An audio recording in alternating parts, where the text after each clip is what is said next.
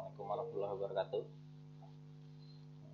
Ya, pada kesempatan kali ini saya yang akan ngasih penjelasan kalian tentang mata kuliah metodologi perancangan perangkat lunak.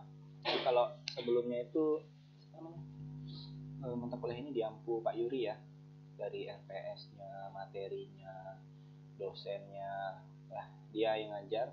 Jadi pada kesempatan kali ini saya dikasih kepercayaan buat ngajar ini. Jadi makanya kan semua karya dia ya udah saya pasang aja di sini. Untuk yang belum tahu saya, nama saya Rahmat Sulaiman. Umur saya 26 tahun. Enggak lah ya, bercanda. Jadi sekarang ini karena kita dikasih anugerah corona ya, jadi semua pembelajaran kita berubah juga kan. Jadi dosen mau nggak mau harus mengikuti aturan kan. Jadi aturan mainnya itu kita setiap sebelum perkuliahan itu dosen diwajibkan ngasih video durasinya 15 menit. 15 menit itu paling cepat. Jadi kalau buat menghina orang di kelas 15 menit itu cukup. Jadi nanti sistem pembelajaran kita ada by WhatsApp group gitu kan, sama Google Classroom. Nanti linknya bukan nanti ya, karena pas video ini terbit kan harusnya kalian udah dapet ya. Nanti jadi untuk di WhatsApp group mungkin untuk apa ya, ngingetin apa diskusi ringan. Nah kalau di Google Classroom semuanya tanya jawab, soal, materi, apalagi diskusi, PS, ulasan itu kita semua penjelasan di sana. Jadi perkuliahan sama saya itu simpel. Jadi selama kalian masuk 12 kali it's okay. Tapi kalau kalian masuknya kurang dari 12 kali, nah saya lambaikan tangan ke kamera juga. Jadi ketika ketika perkuliahan nih, misalkan minggu depan udah mulai kuliah, misalkan, atau besok kalian udah mulai kuliah. Nah hari ini itu sudah saya upload video pembelajarannya, jadi bisa kalian lihat di sana. Kalau yang kangen sama saya, syukur ada video saya di sana. Kalau nggak ada ya nggak apa-apa. Nah jadi ketika besoknya waktu pembelajarannya mulai, kita hanya by diskusi aja, diskusi tanya jawab udah. Jadi kalau kalian nggak ada pertanyaan, nggak ada apa-apa, oke, kelas bubar gitu kan gitu. Tapi jangan lupa absen di Google Classroom ya gitu. Jadi kan ibaratnya kita simple lah ya, menghemat waktu, menghemat tenaga juga kan. Corona ini juga kan kesibukannya berubah gitu kan ya, haluannya juga berubah.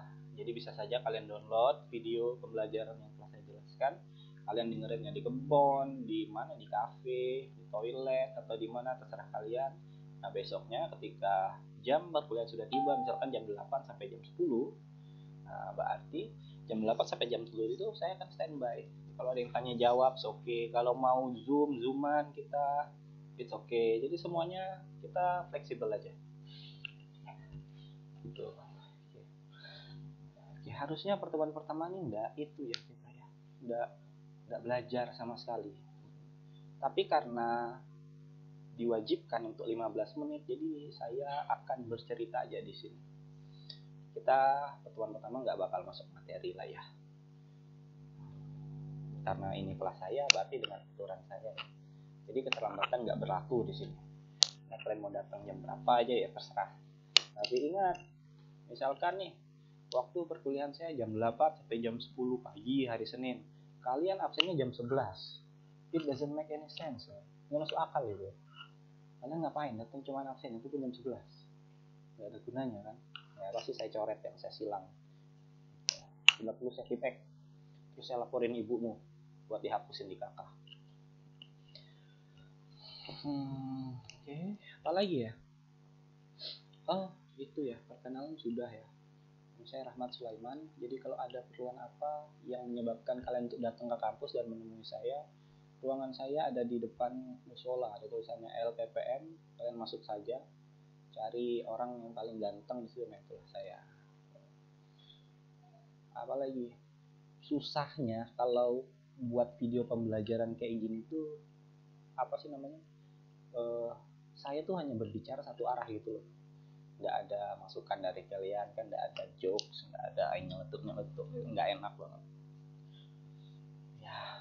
Nggak tau lah, mungkin kayaknya mereka nggak nggak senang lihat kita santai-santai kan, makanya disuruh tugas yang kayak gini. Padahal saya yakin juga kan nggak sampai 50% dari kalian yang bakal dengerin video sampai selesai. Ataupun dosen yang tugasnya meriksa apakah dosen lainnya buat video kayak gini bener apa enggak, saya nggak yakin bakal diperiksa. Kalau diperiksa juga ya nggak apa-apa kan, masukan buat mereka dengerin.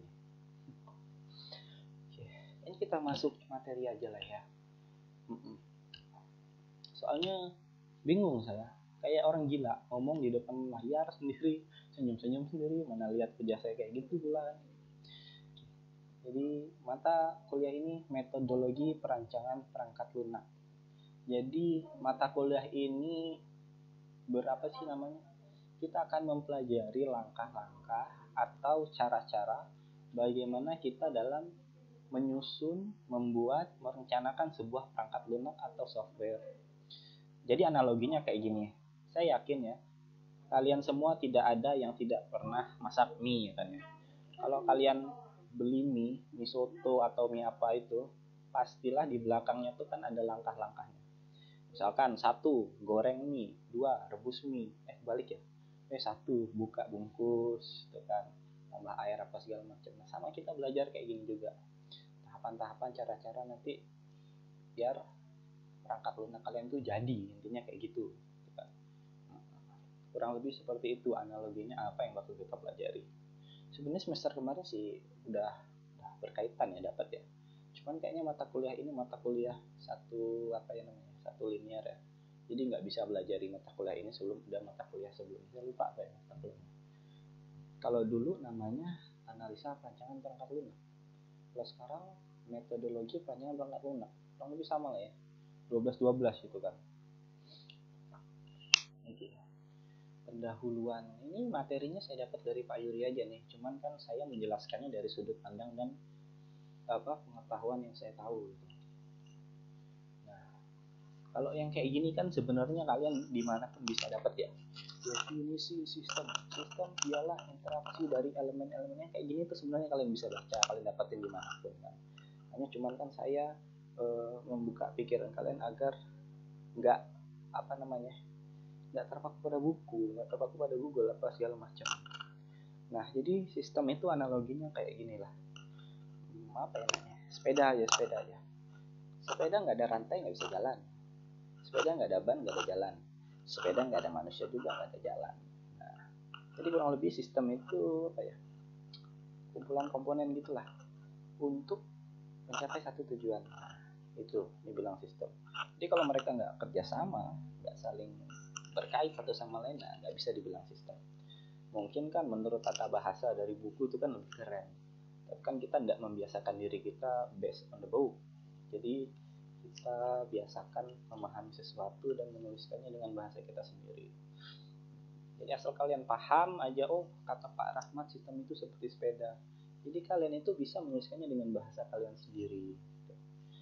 Kalau kalau bahasa kerennya adalah sistem adalah kumpulan dari beberapa komponen-komponen yang saling bekerja sama untuk mencapai suatu tujuan. Itu kan klise banget. 2020 masih pakai bahasa orang. Ini kita nggak pakai bahasa kita tapi maksud dan tujuannya sama kan. Tuh. Ada namanya ilustrasi sistem. Ya, semuanya kalau ngomongin masalah sistem ya pasti proses input output gitu kan. Kebalik ya input proses output. Jadi kalau kita bilang sistem kan itu pasti ada lingkungannya, ruang lingkup. Pertama ada input itu masukan ya pastinya. Nah, kalau prosesnya itu kan ada banyak, ada komponen 1, komponen 2, komponen 3, komponen 4. Jadi beratnya kayak gini nih. Kalau inputannya pada sistem sepeda tadi, mungkin inputannya bisa ban, bisa pedal, bisa rantai, bisa batang sepeda, bisa apa lagi? Bisa manusianya juga. Ya. Nah, prosesnya kayak gimana? Atau komponen-komponennya kayak gimana? Nah, prosesnya tuh ketika mereka digabungkan untuk saling bekerja sama, nah itu yang disebutnya proses. Sepeda percuma lu beli sepeda dahon, beli sepeda apa Brompton. Kalau nggak ada manusianya buat apa sepedanya kan? Nggak bisa dipakai juga kan, nggak berfungsi juga kan. Nah, sistem itu seperti itu, inputannya udah ada manusia, ban apa segala macam. Jika dikombinasikan untuk bergerak dari jarak yang satu ke jarak yang dua, itulah yang disebut keluarannya. Paham ya? Kurang lebih seperti itulah. Makanya setiap ilustrasi sistem itu maka dibilang ada input, proses, output. Kalau pada sistem sepeda yang kita analogikan, outputnya apalah? Mencapai jarak satu dari satunya lagi. Prosesnya apa? Ada interaksi antara manusia dengan komponen lainnya, ban, rantai, apa segala macam. Tuh. Udah berapa menit ya? Oh, udah 11 menit. Seneng saya 4 menit lagi. Jadi kalau materinya udah habis ya bodo amat, yang penting udah 15 menit ya. Oke, data. Apa ya? Data itu jeruk ini data, mouse ini data. Jadi data itu semua kejadian yang dapat direpresentasikan di dunia ini, nah itu data. Jadi misalkan apa ya contohnya, koma, titik, nah itu data semua. Data itu gampangnya apa sih ya, kejadian atau fakta yang terjadi di muka bumi, itu data. Terus Pak, data informasi apa sih bedanya informasi sama data itu? Data dan informasi itu beda. Kenapa saya megang tutup gelas? Data sama informasi itu bedanya cuma ada di penerimanya. Informasi itu pastilah data, tapi data itu belum tentu informasi. Kenapa seperti itu? Informasi bisa dibilang sebuah informasi apabila dia berpengaruh terhadap penerimanya. Misalkan sama saya nih, telah terjadi, misalkan datanya kayak gini ya, telah terjadi penembakan burung di kacang pedang. Itu datanya, benar kejadian. Apakah itu informasi buat saya? Kan enggak kan? Ya ibaratnya ya saya tahu itu ya buat apa, kan nggak ada berpengaruh sama saya. Kecuali misalkan ya apa sih namanya, motor Pak Rahmat hilang, datanya kayak gitu. Apakah itu informasi buat saya? Iya, karena itu pasti berpengaruh buat saya. Jadi yang membedakan antara data dan informasi itu adalah bagi si penerimanya. Kalau data tersebut berpengaruh bagi penerimanya, itu disebut informasi. Tapi kalau data tersebut tidak berpengaruh apa-apa sama penerimanya, itu hanya sebagai data saja. Mungkin kalau di slide kan ada apa namanya, tingkatan kualitas ya, atau tingkatan informasi yang bermanfaat. Ada akurat, tepat waktu, relevan, dan lengkap. Tapi intinya tetap sama ya. Misalkan kayak gini maksudnya, kenapa dia bilang informasi yang berkualitas itu harus memiliki ciri-ciri akurat, tepat waktu, relevan, dan lengkap. Jadi kalau informasi ini misalkan ya apa ya enaknya contoh, misalkan ya kalau saya kan dari rumah ke kampus itu kan pasti lewat namanya Jalan Raya Selindung kan ya. Coba dibilang kayak gini, Jalan Raya Selindung hancur karena banjir gitu. Kira-kira berpengaruh nggak sama saya? Berpengaruh ya, otomatis informasi. Tapi ada satu hal yang lagi di situ. Apakah itu akurat? Apakah kita tepat waktu? Bisa saja itu kejadiannya di tahun lalu kan. Nah kalau kejadiannya di tahun lalu, kita tidak bisa bilang informasi tersebut akurat. Gitu maksudnya. Makanya kan informasi yang berkualitas itu harus disebut akurat, tepat waktu, relevan, dan lengkap gitu kan. Ya kurang lebih seperti itu. Makanya kan orang pernah nggak kalian dengerin film apa ya namanya, Battleship ya kalau nggak salah ya, dia bilang kayak gini kan, yang menang informasi itu adalah yang menang perang. Tuh. Jadi siapapun yang menguasai informasi dalam artian yang berkualitas ya, artinya informasi yang up to date, yang paling terbaru, dia akan menguasai perang. Dia bilang seperti itu. Makanya sama seperti ini, informasi yang berkualitas itu haruslah akurat dan tepat waktu. Oke, informasinya bermanfaat buat saya, tapi udah kejadiannya tahun yang lalu, seminggu yang lalu, ya buat apa? Toh saya besoknya masih pergi lewat jalan situ kan. Jadi seperti itu. Hubungan data dan informasi. Saya minum dulu bentar ya. Lumayan buat nambah-nambah waktu.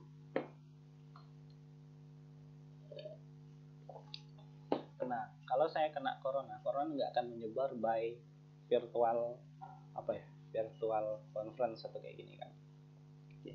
Hubungan data dan informasi. Oh, ini terakhir ya, ini slide terakhir ya. Masih banyak slide-nya sampai 36, tapi karena saya rasa ini sudah cukup. Jadi kalau ada diskusi yang mau kalian sampaikan, nanti sampaikan saja di Classroom atau di WhatsApp. Cuman kalau di WhatsApp itu saya kadang semua grup WhatsApp saya itu saya mute one year semua. Karena bagi saya grup itu nggak ada gunanya. Iya, kalau nggak dibutuhkan gitu. Jadi data dan informasi pada saat tertentu berbeda pada saat yang lain. Model dasar sistem informasi. Sebenarnya kan orang bisa ngomong model ini kan by try error. Jadi dia udah mencoba model ini, model itu, tapi nggak bisa, harusnya kayak gini. Nah, ini merupakan salah satu hasil dari model dasar sistem informasi yang direpresentasikan oleh Pak Yuri lewat apa sih namanya slide ini ya. Saya nggak tahu sumbernya dari mana. Ada nggak? Saya nggak tahu sumbernya dari mana. Nggak ada. Data ketika diproses, apakah dia akan menjadi informasi? Belum tentu. Kalau bagi penerimanya dia bermanfaat dan berpengaruh, iya, itu akan jadi informasi. Tapi kalau dia tidak menjadi informasi ya bermanfaat, maka dia akan dikembalikan menjadi data aja. Kurang lebih input proses output gitulah. Ini cuman saya lihat ada 2 kali skema, jadi dimana prosesnya 2 kali. Padahal menurut saya itu cuman cukup sekali aja proses. Intinya ada data atau kejadian, fakta gitu kan, sudah terjadi nih, disampaikan kepada orang yang menerimanya. Apakah itu bermanfaat? Kalau itu bermanfaat atau berpengaruh pada penerimanya, oke, fix dia informasi. Tapi kalau dia cuman sekedar berita-berita biasa aja, nggak terjadi manfaat atau pengaruh pada penerimanya, itu cuma sebagai data saja. Ya, mungkin untuk video coba-coba kali ya, 15 menit. Ini udah berapa? 17 menit. Oh, udah lewat, tapi lumayan lah ya. Jadi mungkin itu aja, sekian dari saya. Saya yakin juga kalian juga bosen kan dengerin saya ngomong 15 menit kayak gini, apalagi nggak bisa diskusi langsung kan. Nah, jadi kayaknya tiap pertemuan saya akan memodelkan kayak gini. Saya mungkin akan ngejelasin 3-4 slide saja, selebihnya kalian baca sendiri agar ada timbul kemauan untuk bertanya dari kalian. Gitu. Di lain sisi mungkin saya malas untuk menjelaskannya kan ya.